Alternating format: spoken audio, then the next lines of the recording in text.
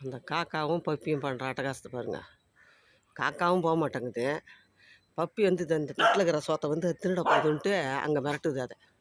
அதை பாருங்கள், அந்த காக்கா இந்த சோத்தை வந்து எடுத்துகிற போகுதுன்னு ஓடியாருது. சோத்தை சாப்பிட வருது. அதை ஒழுங்காக நீ தின்னா அது ஏன் வரப்போகுது? நீ சாப்பிட்டன்னா அது ஏன் வரப்போகுது? அது அங்கே உக்காந்துங்குது.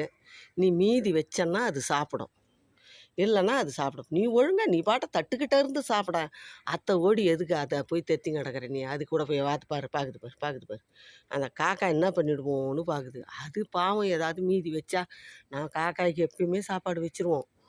அது ஒரு காக்காவை இருக்குது, அது ஒரு 1000 காக்கா வருது, வச்சுருவோம். அது வந்து சாப்பிட்டு போயிடுங்க. இது மீதி வச்சா தூக்கி வைப்பேன் அதுக்கு. அதனால் அது பழக்கமாக சாப்பிட்றது பொழுது அவர் வராரு. அங்கே உக்காந்துங்குது, அது பாட்டாக உக்காந்துங்குது பாரு. அது இதுக்கெல்லாம் பயப்படுறதே கிடையாது. என்ன பப்பி, நீ சாப்பிடு. நீ சாப்பிட்டன்னா அது உன்னை தொந்தரவே பண்ணாது. நீ மீதி வச்சா தான் சாப்பிடும். உன்ன மாதிரி அது சண்டைக்காரிசியா என்ன சொல்லு? போது பாரு, திருப்பி சண்டைக்கு போகுது பாரு, திருப்பி போகுது பாரு சண்டைக்கு, திருப்பியும் சண்டைக்கு போகுது பாரு.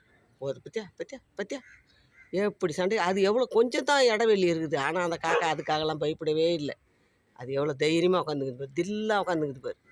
இவர் இன்னும் ஒரு எட்டு எட்டுனா அது பிடிக்கலாம், ஆனால் பிடிக்க மாட்டார் இவர் பயந்தாங்கொல்லியே. அது தைரியசாலி, அது தில்லாக உட்காந்துங்குது. இவர் அதுக்கு மேலே எகிற பயந்துக்குன்னு அப்படியே போஸ் கொடுக்குற, அப்படி சீன் போடுறாரு. சீனுக்கு மாதிரியே வா, சீனுக்கு மாதிரியே வந்து அங்கே என்ன தண்ணுன்ற அது ஒரு அதுக்குள்ளே அங்கே என்னத்து சீன்ற? நீ என்ன பண்ண முடியும் அந்த காக்கா கிட்ட சொல்லு பார்ப்போம்? ஒன்றும் பண்ண முடியாது.